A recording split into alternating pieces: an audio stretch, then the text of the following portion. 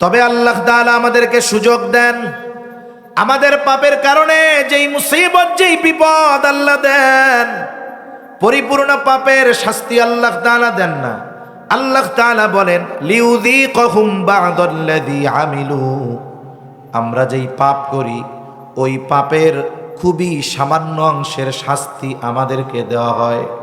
তার মানে আমরা যা পাপ করি তার 1000 ভাগের 1 ভাগের শাস্তিও আল্লাহ দেন না। তাহলে শাস্তি কেন দেন?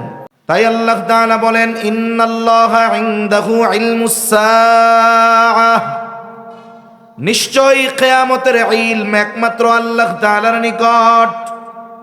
সৃষ্টি জগতের কোন সৃষ্টি কিয়ামত কখন হবে এটা জানে না, আমার আপনার নবীও জানেন না, ফেরেশতাদের সরদার জিবরাইল আলাইহিস সালামও জানেন না কিয়ামত কখন হবে। কেন জানেন না? কারণ সৃষ্টি জগতের কোন সৃষ্টি আলিমুল গায়েব নয়। আলিমুল গায়েব একমাত্র যিনি, তিনি কে? আল্লাহ ই আলিমুল গায়েব।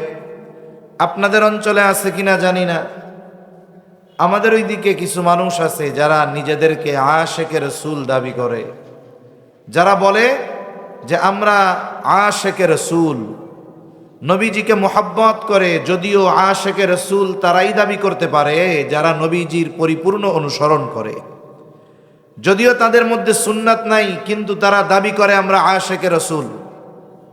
নবীজির ব্যাপারে তারা বলতে বলতে এমনও বলে আল্লাহ যেমন আলিমুল গায়েব, নবীজিও তেমন আলিমুল গায়েব। নাউযুবিল্লাহ বলেন। অথচ কোরআন হাদিসের মধ্যে শত শত শত শত প্রমাণ আছে যে আল্লাহ ব্যতীত এই সৃষ্টি জগতে আর কেউ আলিমুল গায়েব নয়। ফেরেশতাদের মধ্যে কেউ আলিমুল গায়েব না। প্রসিদ্ধ একটা হাদিস আছে, হাদিসের এক নাম হলো হাদিস জিবরিল। জিবরাইল আলাইহিস সালাতু ওয়াস সালাম মানব আকৃতিতে নবীজি সাল্লাল্লাহু আলাইহি ওয়াসাল্লামের কাছে এসেছেন। উদ্দেশ্য হলো সাহাবা একরামকে দ্বীনের মূল বিষয়গুলো শিক্ষা দেওয়া। জিবরাইল আলাইহিস সালাম নবীজির হাঁটুর সাথে হাঁটু মিলায়া বসছেন। নবীজি সাল্লাল্লাহু আলাইহি ওয়াসাল্লামকে বেশ কয়েকটি প্রশ্ন করেছেন, নবীজি জবাব দিয়েছেন। 1 নম্বরে প্রশ্ন করেছেন আখবিরনি আনিল ইসলাম, আপনি আমাকে ইসলামের ব্যাপারে বলেন। নবীজি জবাব দিয়েছেন ইসলাম কি। 2 নম্বরে প্রশ্ন করেছে আখবিরনি আনিল ঈমান, আপনি আমাকে ঈমানের ব্যাপারে খবর দেন, ঈমান কি জিনিস। নবীজি জবাব দিয়েছেন। 3 নম্বর প্রশ্ন করেছেন আখবিরনি আনিল ইহসান, নবীজি এইটারও জবাব দিয়েছেন। 4 নম্বরে নবীজিকে প্রশ্ন করা হলো আখবিরনি আনিস সাআহ, আপনি আমাকে কিয়ামতের ব্যাপারে খবর দেন, কিয়ামত কখন হবে।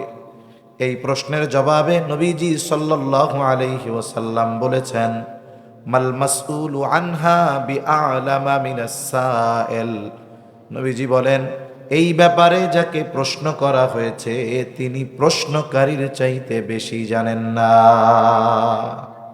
আগেরগুলোর জবাব দিয়েছেন, আর এইটার ব্যাপারে কি বলছেন? এই ব্যাপারে যাকে প্রশ্ন করা হয়েছে তিনি প্রশ্নকারীর চাইতে বেশি জানেন না।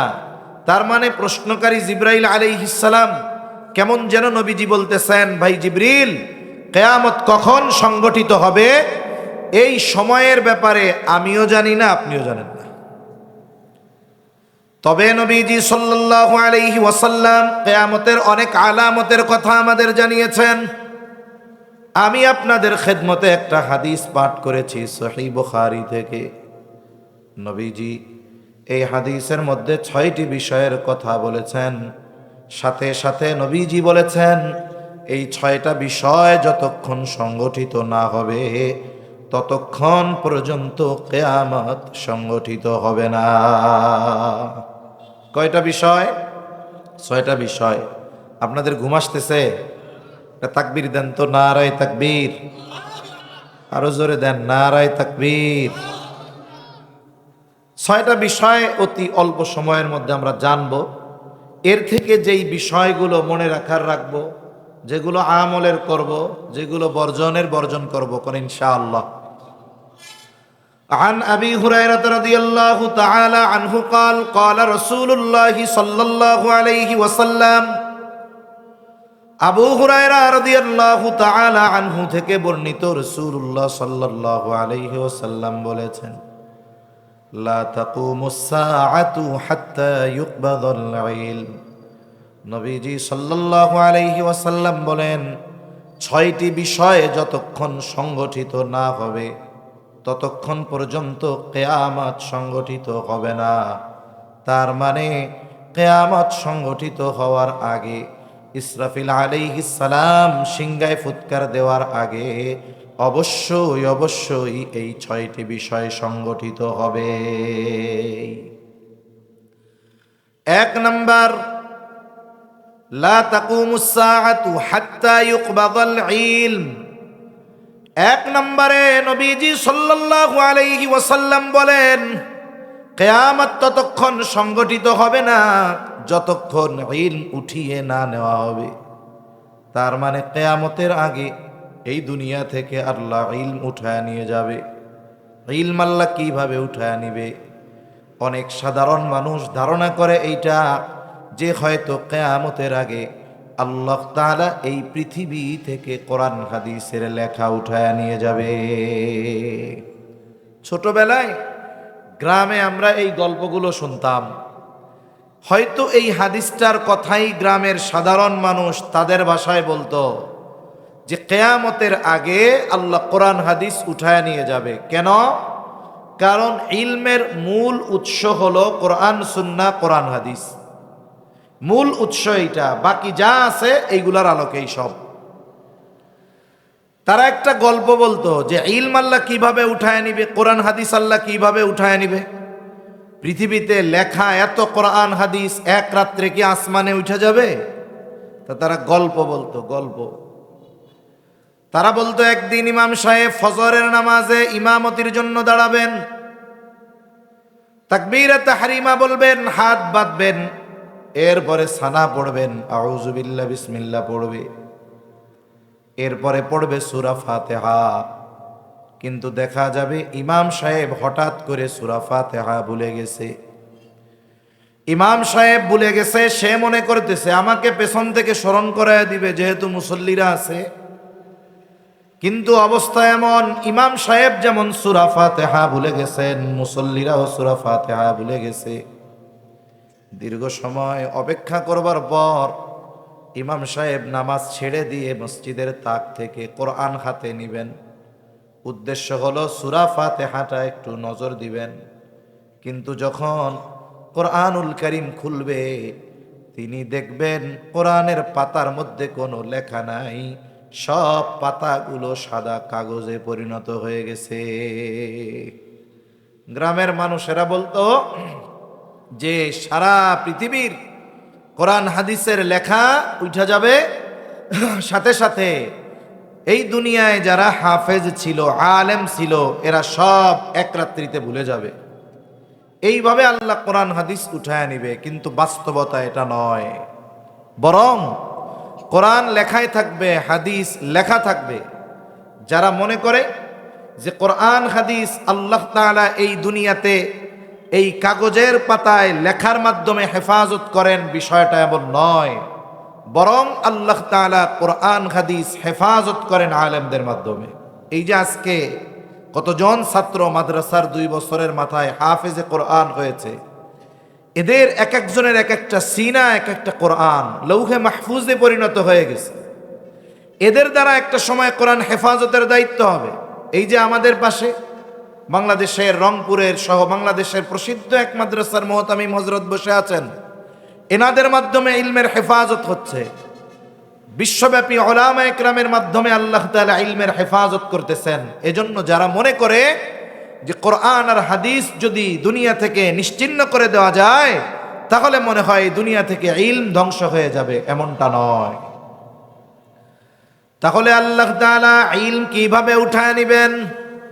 আর এক হাদিসের মধ্যে নবীজি সাল্লাল্লাহু আলাইহি ওয়াসাল্লাম বলেন, ইন্নাল্লাহা লা ইয়াকবিদুল ইলমা ইনতিজাআন ইয়ানতাজিউহু মিনান নাস। নবীজি বলেন, নিশ্চয়ই আল্লাহ মানুষের অন্তর থেকে একত্রে ইলম উঠায় নিবেন না। এমনটা হবে না যে গোটা পৃথিবীর হাফেজরা এক রাত্রিতে কোরআন ভুলে যাবে। এমনটাও হবে না মুহাদ্দিস সাহেবরা হাদিস ভুলে যাবে। এমনটাও হবে না মুফতি সাহেবরা মাসলা মাসাইল ভুলে যাবে। এমনটাও হবে না গোটা পৃথিবীর কোরআন হাদিসের লেখা এক রাত্রিতে উঠে যাবে। তাহলে আল্লাহ ইলম কিভাবে উঠায় নিবে? নবীজি সাল্লাল্লাহু আলাইহি ওয়াসাল্লাম বলেন, ওয়ালাকিন ইয়াকবিদুল ইলমা বিকবজিল উলামা, বরং আল্লাহ আলেমদেরকে উঠিয়ে নেওয়ার মাধ্যমে ইলম উঠায় নিয়ে যাবে। কোরআন হাদিস লেখা থাকবে, কিন্তু কোরআন হাদিস বোঝানোর মতো আলেম দুনিয়ায় থাকবে না। সমকালীন সময়ে, কাছাকাছি সময়ে যেই সমস্ত ওলামা হযরত দুনিয়া থেকে চলে গেছেন, ওনরা দুনিয়া থেকে গেছেন, ওনার দায়িত্বের জায়গায় অন্য ব্যক্তি দায়িত্ব নিয়েছে, কিন্তু ওই ব্যক্তি চলে যাওয়ার যেই ক্ষতি সেটা পূরণ হয় নাই। তার মানে যারা চলে গেছেন তাদের অবস্থান হলো এই জায়গায়, যারা আছেন তাদের অবস্থান এই জায়গায়। এখন যারা আছে এনারাও একদিন চলে যাবে, এনাদের পরের মানুষের অবস্থানগুলো হবে এই জায়গায়। সময়ের সাথে সাথে বিষয়টা কমতে থাকবে, এক সময় অবস্থানটা শূন্যের কোঠায় পৌঁছায়া যাবে। নবীজি বলেন, মানুষেরা তখন জাহেলদেরকে ধর্মীয় নেতা হিসাবে গ্রহণ করবে, তাদের কাছে ফতোয়া জিজ্ঞাসা করবে, তারাও ফতোয়া প্রদান করবে। নবীজি বলেন, ফতোয়া জিজ্ঞাসাকারী আর ফতোয়া প্রদানকারী উভয়ে পথভ্রষ্ট হয়ে যাবে। তাহলে এক নাম্বার বিষয়, কিয়ামতের আগে আল্লাহ ইলম উঠায় নিবেন। ইলমের হেফাজত কোরআন হাদিসের মাধ্যমে নয়, বরং ইলমের হেফাজত আল্লাহ করবেন আলেমদের মাধ্যমে। এখন আমাদের করণীয় কি? বলে, আমাদের এক নাম্বার করণীয় হলো যেই সমস্ত উলামা একরাম দুনিয়ায় বেঁচে আছেন তাদের জন্য নেক দোয়া করা। দুই নাম্বার, আলেম তৈরির কারখানাগুলো হলো মাদ্রাসা। কারণ এই মাদ্রাসা থাকবে, কোরআনের চর্চা হবে, হাদিসের চর্চা হবে, আলেম বের হবে, ইলমের হেফাজত হবে, আর ওই আলেমদের কল্যাণে আল্লাহ তাআলা আমাদের থেকে কিয়ামতকে দূরে সরায় রাখবে। তাই অনেক সময় আমরা মাদ্রাসা উলামা একরামকে আমাদের প্রতিপক্ষ মনে করি। প্রতিপক্ষ আমরা মনে করি আমাদের অজ্ঞতার কারণে, কিন্তু এই হাদিসের দ্বারা এটাই বোঝা যায় যে এই দুনিয়ার নিজাম ঠিক থাকার পেছনে, পূর্ব দিক দিয়ে সূর্য প্রতিদিন উঠতেছে, পশ্চিমে ডুবতেছে, এই ধারাবাহিকতার পেছনে, পৃথিবীর নিজাম ঠিক থাকার পেছনে আলেমদের অবদান আছে, এই মাদ্রাসার ছাত্রগুলোর অবদান আছে, যারা ভোর রাত্রিতে উঠে কোরআন তিলাওয়াত করে আর আমরা নাক ডেকে ঘুমাই। ওদের তিলাওয়াতের বরকতে, ওদের তিলাওয়াতের কারণে আল্লাহ সুবহানাহু ওয়া তাআলা আমাদের কর্মে বেজার হওয়ার পরেও ওদের কারণে বড় আযাব দিয়ে আমাদের ধ্বংস করে দেয় না। এজন্য আমাদের কি উচিত? আমাদের তো উচিত ছিল প্রত্যেকটি সন্তানকে দ্বীন শিক্ষা দেওয়া, নিজেদেরও শেখা। যদি এতটুকু সম্ভব নাই হয়, কমপক্ষে যারা শুনতেছেন এতটুকু দৃঢ় প্রতিজ্ঞাবদ্ধ হন যে আমাদের জন্য প্রত্যেকটা ঘরে এক একজন এমন আলেম থাকে যারা ইলমের হেফাজতকারী হবে, এমন এক একজন আলেম যেন আমরা তৈরি করতে পারি। কারণ একটা ঘরে যদি একজন আলেম থাকে, ওই আলেমের ইলমের নূরের প্রভাবে ওই ঘরের মানুষের আচার আচরণের মধ্যে পরিবর্তন দেখা যায়। যদি কোনো বড় নেতার সন্তান হাফেজ হয়, আলেম হয়, যতই প্রভাবশালী হোক না কেন, সন্তান আলেম, এর প্রভাব বাবার উপরে পড়ে। তাই দেখা যায় ওই নেতার আচরণের মধ্যে শালীনতা থাকে, ওই নেতা উলামা একরামকে মুহাব্বত করে, ওই সম্পদওয়ালা দ্বীনকে মুহাব্বত করে। বলে এই যে আচরণের মধ্যে নমনীয়তা, ভদ্রতা, এটা হলো ঘরে একজন আলেম থাকার প্রভাব। একজন আলেম এক একটা ঘরে অন্ধকার দূর করার মতো। এক রুমের অন্ধকার দূর করার জন্য 100টা বাতি লাগে না। এক রুমে যদি 10 জন লোক থাকে, ওই 10 জনের অন্ধকার দূর করার জন্য একটা লাইট যথেষ্ট হয়, ঠিক কিনা বলেন? একটা ঘর থেকে, একটা পরিবার থেকে শিরকের অন্ধকার, কুফুরের অন্ধকার, বেদাতের অন্ধকার, জাহালাতের অন্ধকার দূর করার জন্য একজন মুহাক্কিক আলেম যথেষ্ট হতে পারে। এজন্য আমাদের মিশন এটা হওয়া দরকার যে আমার সন্তানগুলোকে আমি দিন শেখানোর জন্য এই যে দারুস সুন্নাহ হিফজ মডেল মাদ্রাসার মতো মাদ্রাসাগুলোই দিয়ে হাফেজ বানাবো, এরপরে আমি পারলে আলেম বানাবো। যদি আলেম না বানাতে পারি, কিছু দিন শেখার পরে তাকে জাগতিক লাইনেও যদি দেই, এই কোরআনের বরকত, ইলমের ওই বরকত আমার আপনার ঘরের মধ্যে পরিলক্ষিত হবে ইনশাআল্লাহ।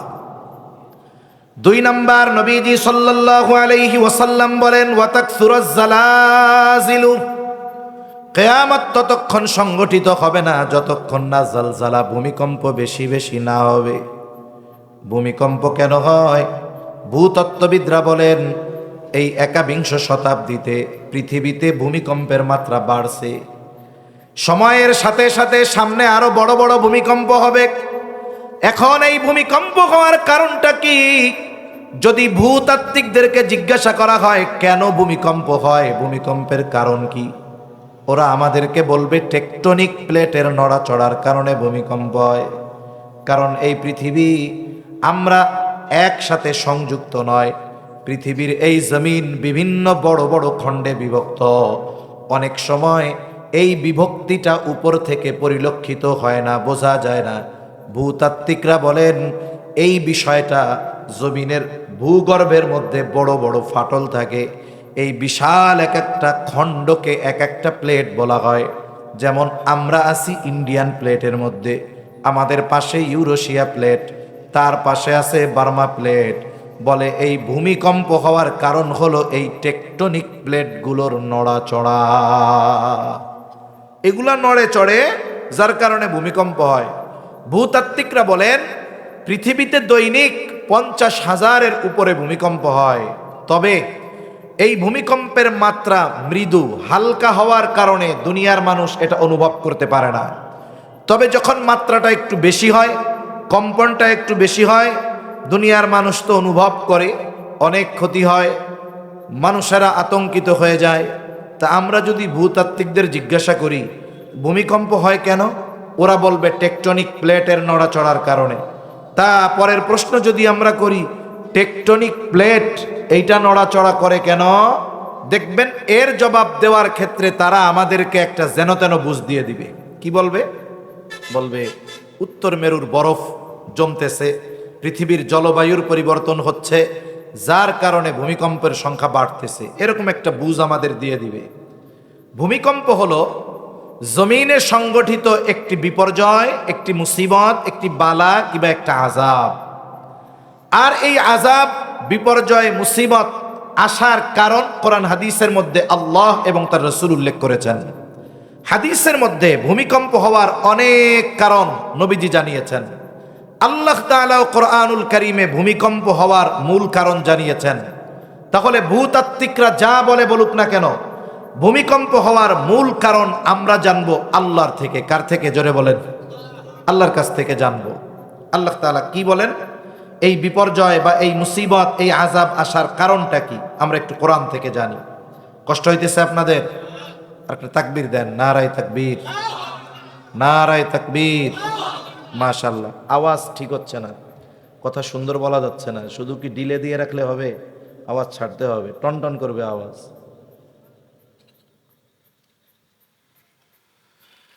আল্লাহ তাআলা এই ভূমিকম্প হওয়ার কারণ কোরআনে বলেন, সূরা লুকমান। আল্লাহ বলেন, যাহারাল ফাসাদু ফিল বাররি ওয়াল বাহরি বিমা কাসাবাত আইদিন নাস লিয়ুযীকাহুম বা'যাল্লাযী আমিলু লাআল্লাহুম ইয়ারজিউন। আল্লাহ তাআলা বলেন, পানিতে স্থলে যত ধরনের বিপর্যয় সংঘটিত হয় সব মানুষের হাতের কামাই। পানিতে কি হয়? পানিতে হয় সিডর, আইলা, লাইলা, জলোচ্ছ্বাস, সুনামি। আপনারা অনেকে মোবাইলের মধ্যে সুনামির ভয়াবহতা দেখছেন। ইন্দোনেশিয়ায় সুনামি হয়েছে, জাপানে সুনামি হয়েছে। মুহূর্তের ভিতরে উঁচু উঁচু বিল্ডিংগুলা পানির তোড়ে কচুরি পানার ন্যায় ভেসে গেছে। স্থলে কি হয়? বলে ভূমিকম্প হয়, ভূমিধস হয়, অতিবৃষ্টি হয়, অনাবৃষ্টি হয়, শিলাবৃষ্টি হয়, অতি খরা হয়।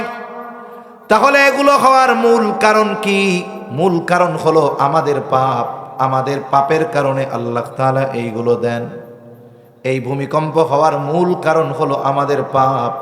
কারণ এই জমিনের উপরে যখন পাপ সংগঠিত হয়, জমিন স্থির থাকতে পারে না, জমিন অস্থির হয়ে যায়। তবে আল্লাহ তাআলা আমাদেরকে সুযোগ দেন। আমাদের পাপের কারণে যেই মুসিবত, যেই বিপদ আল্লাহ দেন, পরিপূর্ণ পাপের শাস্তি আল্লাহ তাআলা দেন না। আল্লাহ তাআলা বলেন লিউযীকাহুম বা'দাল্লাযী আমিলু, আমরা যেই পাপ করি ওই পাপের খুবই সামান্য অংশের শাস্তি আমাদেরকে দেওয়া হয়। তার মানে আমরা যা পাপ করি তার 1000 ভাগের 1 ভাগের শাস্তিও আল্লাহ দেন না। তাহলে শাস্তি কেন দেন? হয়তো দিয়া ধ্বংস কইরা দিতেন, নাইলে আমাদেরকে সুযোগ দিতেন। অল্প পরিমাণে কেন দেন? এই শাস্তি দেওয়ার উদ্দেশ্যটাও আল্লাহ জানান। আল্লাহ তাআলা বলেন লিউযীকাহুম বা'দাল্লাযী আমিলু লাআল্লাহুম ইয়ারজিউন। পানিতে বলেন আর স্থলে বলেন, এই শাস্তি দেওয়ার উদ্দেশ্য হলো, আল্লাহ বলেন লাআল্লাহুম ইয়ারজিউন। পাপের কারণে যেহেতু এইগুলা হয়, আল্লাহ শাস্তি দেওয়ার উদ্দেশ্য হলো আমরা যেন পাপ থেকে ফিরে আসি। সুদখোর যেন সুদ থেকে ফিরে আসে, ঘুষখোর যেন ঘুষ থেকে ফিরে আসে, মিথ্যাবাদী যেন মিথ্যা থেকে ফিরে আসে, ব্যভিচারকারী যেন ব্যভিচার থেকে ফিরে আসে, জালেম যেন তার জুলুম থেকে ফিরে আসে। বলেন তো, ভূমিকম্প হয়, জলোচ্ছ্বাস হয়, অতিবৃষ্টি হয়, বন্যা হয়, কিন্তু বলেন তো পাপী যারা তারা পাপ থেকে ফিরে আসে নাকি? আমাদের অবস্থা হলো এইরকম। বলে যা হয় হোক, আমরা ওই লোহার মতো। লোহাকে যখন কামার পিটায়, আগুনে পুড়ায় আর পিটায়, তখন লোহা একটা আওয়াজ করে। আওয়াজটা হলো যেই সেই। আওয়াজটা কি বলেন তো? তার মানে লোহা কেমন যেন কামারকে বলে, কামার আমাকে তুমি আগুনে পিটাইয়া দা বানাইতে পারবা, কুড়াল বানাইতে পারবা, খুন্তা বানাইতে পারবা, কিন্তু আমাকে আগুনে পুড়াইয়া পিটাইয়া স্বর্ণ বানাতে পারবা না।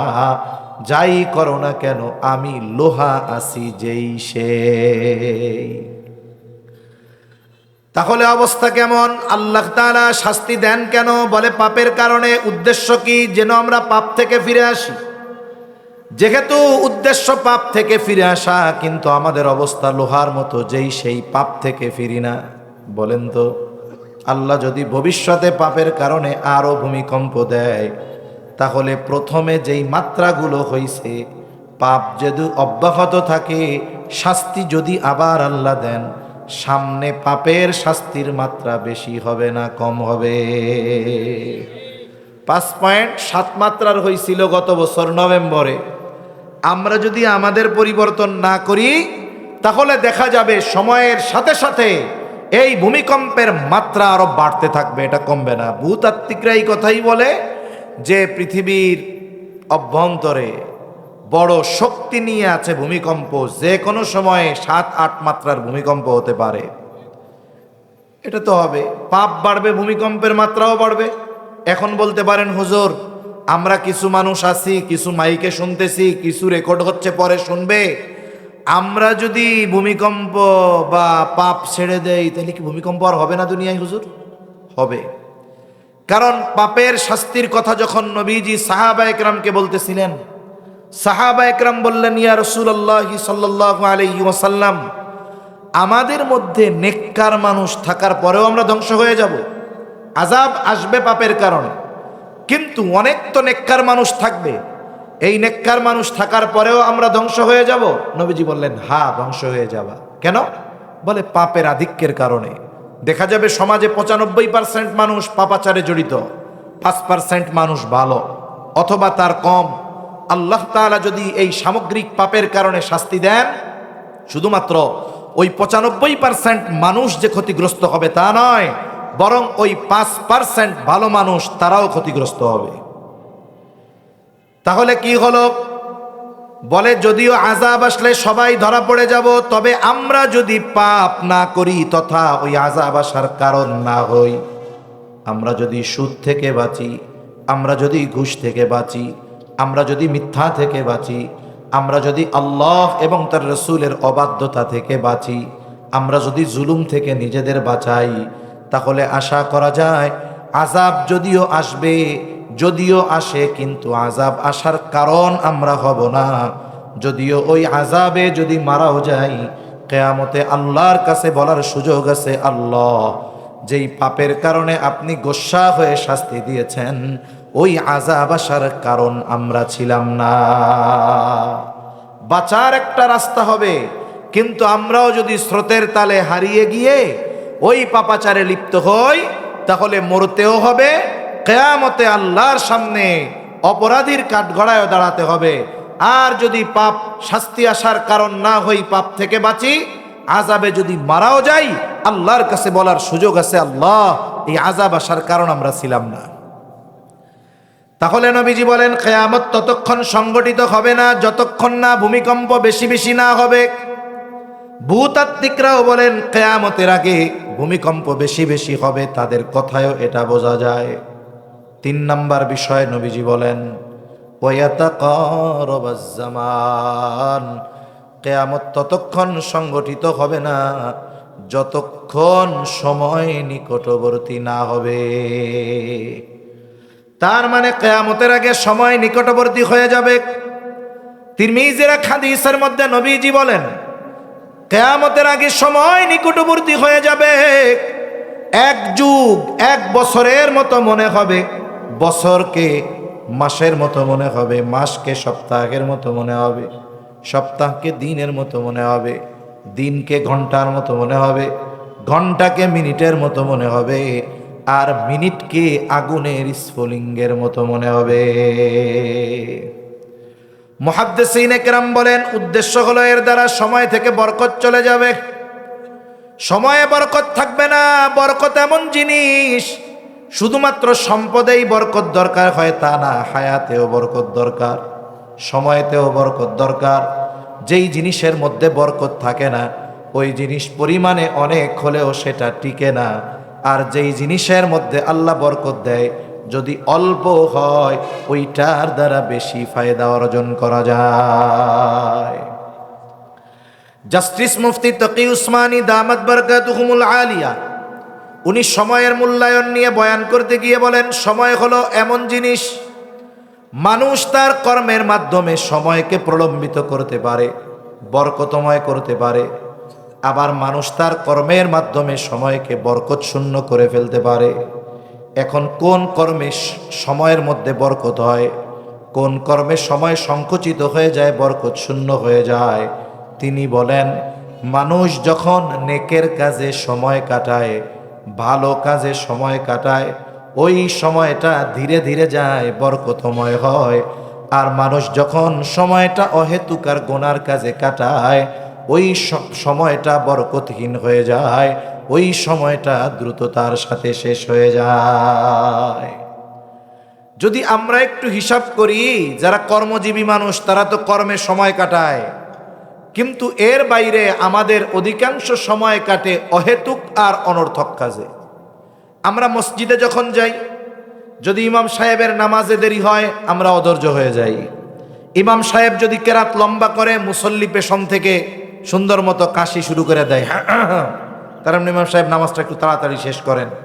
জুমার দিন 1:15 বয়ান শেষ হবে, ইমাম সাহেব যদি কোনো প্রয়োজন বশত 3-4 মিনিট বেশি বয়ান করেন, মুসল্লিদের এই 4 মিনিট 4 ঘন্টার মতো লাগে, যে বয়ান শেষ করে না কেন, তাড়াতাড়ি সুন্নত পড়বা, খুতবা হবে, দ্রুত নামাজ পড়ে বাড়ি চলে যাব।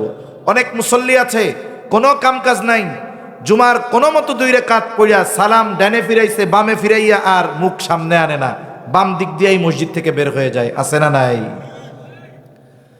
আবার অনেক মানুষ আছে দেখবেন কোরআন শরীফ নিয়ে বসছে, একটু 2-4-10 মিনিট কোরআন শরীফ পড়ার পরে কোরআন শরীফ ধুইয়া উঠা যায়। কি ব্যাপার, কি হইছে?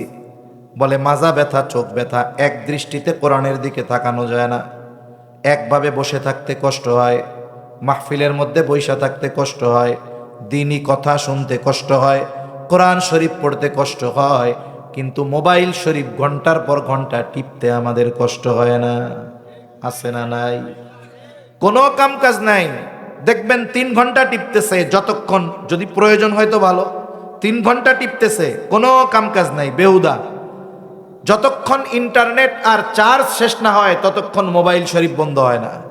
এক নজরে তাকায়, একভাবে থাকে, তখন মাজা কোমর চোখ ব্যথায় না। কিন্তু কোরআন শরীফ নিয়ে বসতে বলবেন, দেখবেন তখন মাজা কোমরের ব্যথার অভাব নাই। আছে না নাই? আপনি বলবেন দ্বীনি মজলিসে বসেন, মাহফিলে বসেন, তখন ভাল লাগে না। চার দোকানে প্রত্যেক দিন এমনও ব্যক্তি আছে 8-10 ঘন্টা সময় বেহুদা চার দোকানে বৈশা কাটায়। আছে না নাই? বলেন তো এই সময়গুলাই কি কোনো সোয়াব অর্জন করছে? এগুলো হায়াত থেকে মাইনাস হয়েছে না? এখন আসেন, হায়াত হলো আল্লাহ প্রদত্ত এই দুনিয়ায় সবচেয়ে দামি নেয়ামত গুলার মধ্যে একটা নেয়ামত। দামি নেয়ামত গুলার মধ্যে একটা নেয়ামত হায়াত। এই কারণে যেই মানুষগুলো দুনিয়ার হায়াত নষ্ট করেছে, এরা মরার পরে আল্লাহর কাছে হায়াত কামনা করবে। কি কামনা করবে বলেন? মানুষ মারা যাবার পরে কথা বলে, এটা আমার কথা না, নবীজি বলছেন। তবে দুনিয়ার মানুষ ওই মৃত ব্যক্তির কথা শুনতে পায় না। যদি শুনতে পাইতো তাইলে ভয়ে দাফন কাফন বাদ দিয়ে দিত। নবীজি জানায় দেন, মরা মানুষ কথা বলে, হয়তো মরা মানুষের কথা দুনিয়ার মানুষ শোনে না, কিন্তু কে কি কথা বলে ওই কথাগুলো যিনি শুনতে পান তিনি কে? আল্লাহ শুনতে পায় যে কি কথা সে বলে। নেককার মানুষের ব্যাপারে বর্ণনা আসছে, সে বলে আমারে তাড়াতাড়ি গোসল করাইয়া আমারে প্রস্তুত করো, আমি আমার অনন্তকালের সফর শুরু করতে চাই। বদকার মানুষগুলো ভয় পায়, সে চায় যত দেরি হবে তত ভালো। আবার এই দুনিয়ায় যারা হায়াত নষ্ট করছে বেহুদা কারণে, এরা মরার পরে আফসোস করে কি বলবে? আল্লাহ বলতেছেন, তারা বলবে ফায়াকুলা রব্বি লাউলা আখরতানি ইলা আজালিন করিব ফাআসাদদাকা ওয়া আকুম মিনাস সলিহিন। যেই মানুষগুলো দুনিয়ায় হায়াত নষ্ট করেছে, ওরা মরার পরে আল্লাহর কাছে বলবে, রব লাউলা আখরতানি ইলা আজালিন করিব, ও রব যদি আমাকে কিছু সময়ের জন্য অবকাশ দেওয়া হইতো, যদি আবার একটু আমারে দুনিয়ায় যাওয়ার সুযোগ দিতেন, ও রব আপনি তো আমারে অনেক সম্পদ দিয়েছিলেন, কিন্তু বিগত হায়াতে আমি এই সম্পদগুলা সদকা করতে পারি নাই।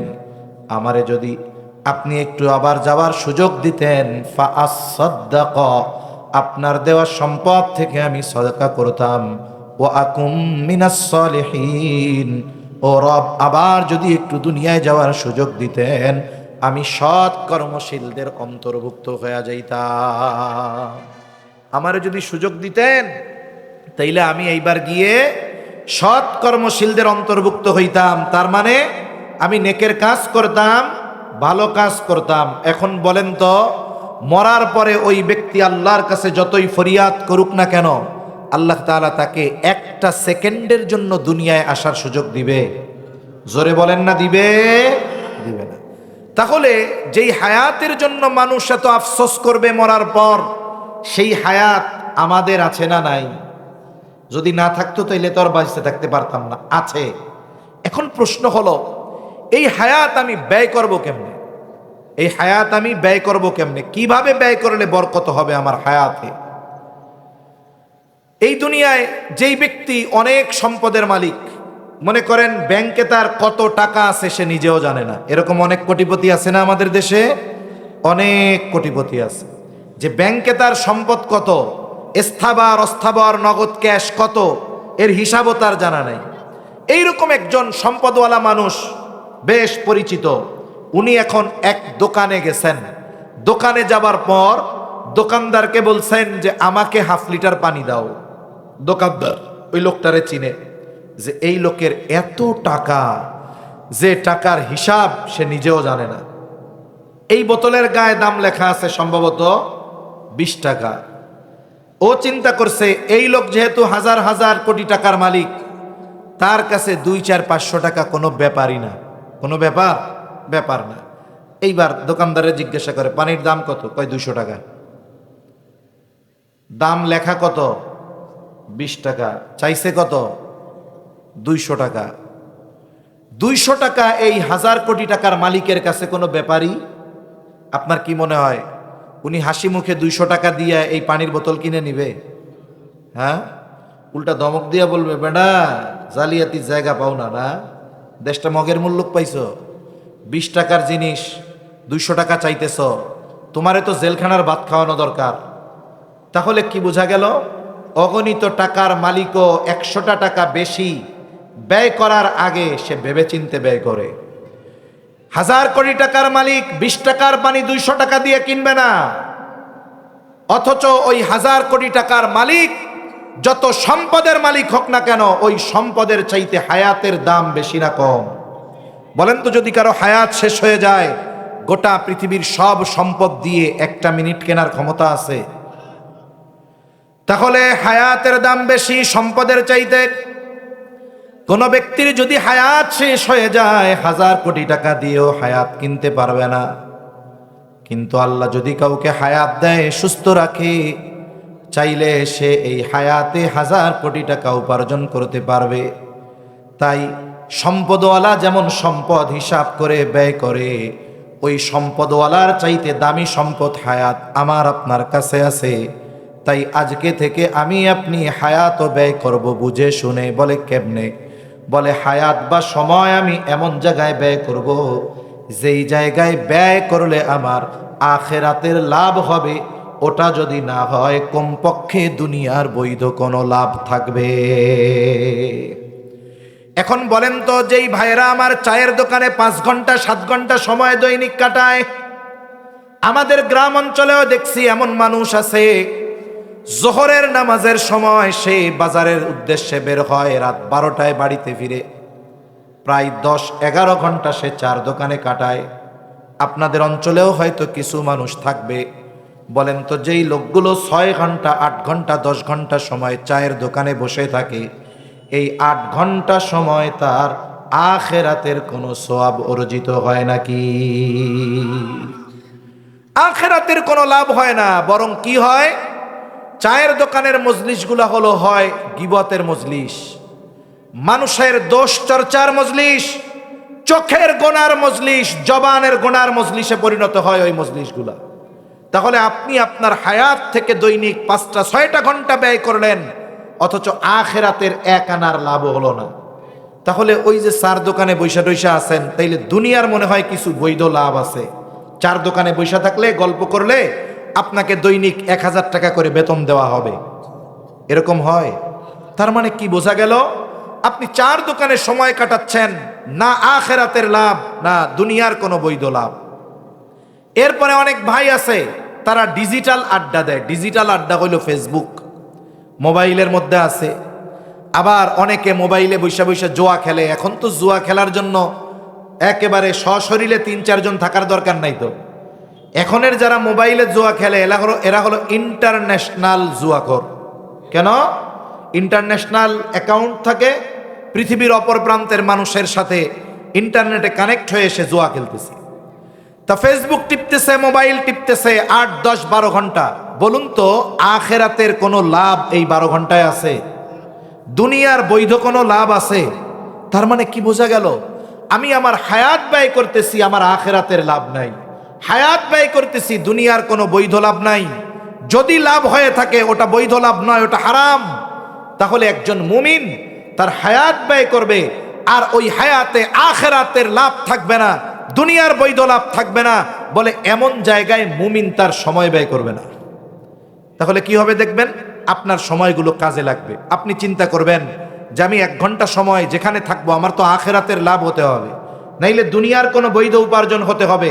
শুধুমাত্র এই হিসাবটুকু সামনে রেখে যদি আমরা হায়াত ব্যয় করি, ইনশাআল্লাহ আমাদের হায়াতকে বরকতময় করে দিবেন কে?